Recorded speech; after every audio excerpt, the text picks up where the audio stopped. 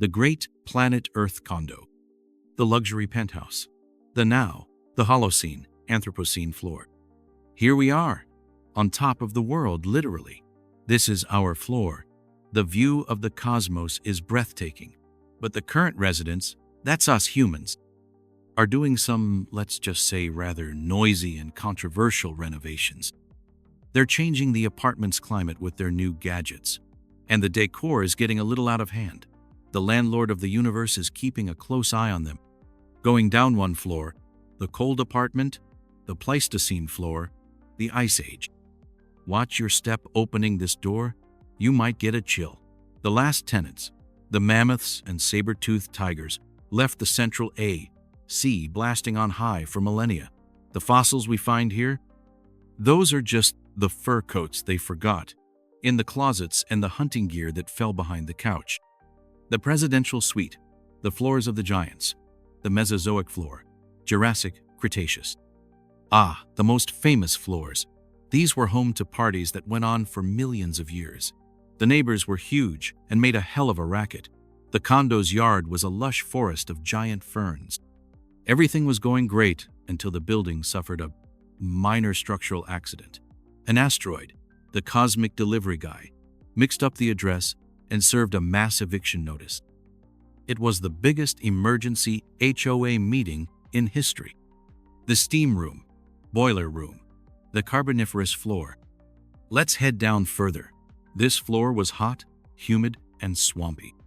The ventilation system wasn't the best, and the air was so rich in oxygen that the residents' pets, like dragonflies and centipedes, were gigantic. All the trees and plants that died here got buried and cooked under pressure, becoming the coal in our building's boiler room, which the folks in the penthouse now use for power. The foundation, the basement, the beginning of everything, the Precambrian floor. We're in the sub-basement now, at the building's foundation.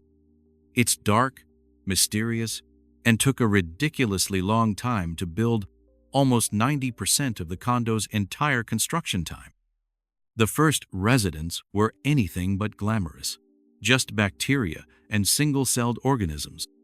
They were the original maintenance crew, working for billions of years, cleaning up the volcanic mess and pulling off the first major ventilation overhaul, filling the atmosphere with oxygen so future tenants could actually breathe. Special condo amenities.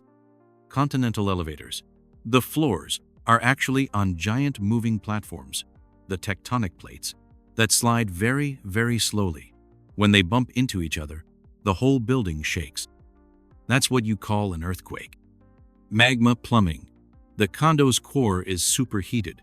Sometimes a pipe bursts, and the hot stuff from inside magma leaks onto the upper floors. That's a volcano building's pressure relief system. So, pretty fascinating, huh?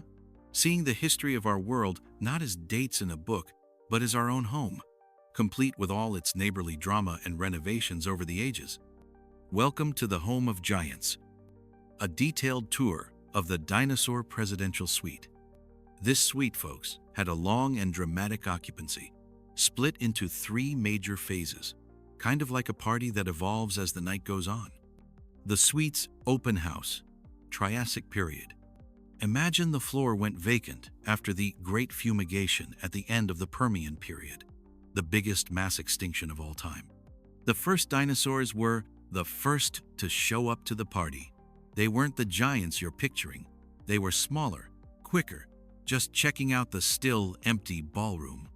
The tenants, small and fast, like the Coelophysis. They still shared the space with other reptiles, the older, grumpy neighbors. Think of them as the young crowd that shows up early to claim a good spot. The floor plan. The suite's layout was just one big piece, a supercontinent called Pangaea. It was a total open-concept apartment, one giant hall where you could walk from one end to the other. The climate was generally hot and dry, like the AC was busted and stuck on heat. The party in full swing, Jurassic period. This is where the party really got going. The dinosaurs became the undisputed kings of the floor. They got bigger, branched out, and took over every single room. The Long Nex's banquet hall. This was the space for the giant herbivores, like the Brachiosaurus and Diplodocus. They were the landscapers and the biggest eaters at the buffet of ferns and conifers. The suite ceiling had to be sky-high to fit their necks. The carnivore chef's kitchen, run by renowned chefs like Allosaurus. This was the most dangerous area of the suite. They were the VIP security and made sure nobody got out of line. The menu? Usually, the guests from the banquet hall. The terrace and aquarium.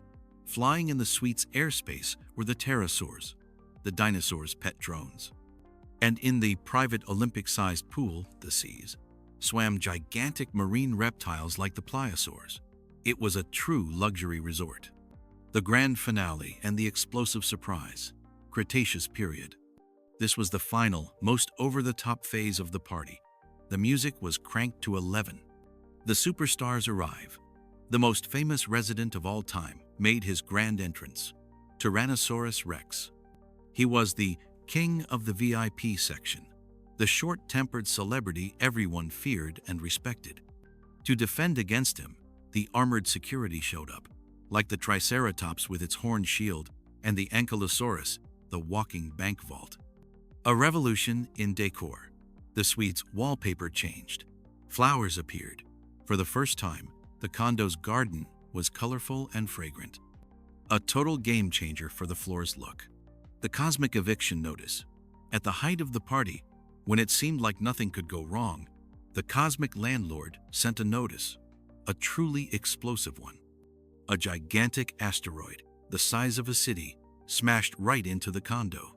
This wasn't just an accident. It was a cosmic eviction notice delivered by a wrecking ball. The impact drew the planet's dust curtains, blocking the sun. The plant buffet withered and died.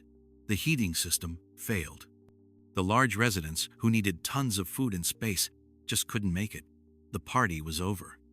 And just like that, the magnificent presidential suite became vacant, silent. Only the tiny, low-key residents who lived hidden in the baseboards, our mammalian ancestors, survived to inherit the floor and eventually move on up to the penthouse. So, I hope you all enjoyed the tour we took today. I'll see you all for our next adventure. Will it be at the bottom of the sea? Or maybe, should we take a rocket trip to the moon? What do you think? Let me know in the comments. I'll be waiting. See ya.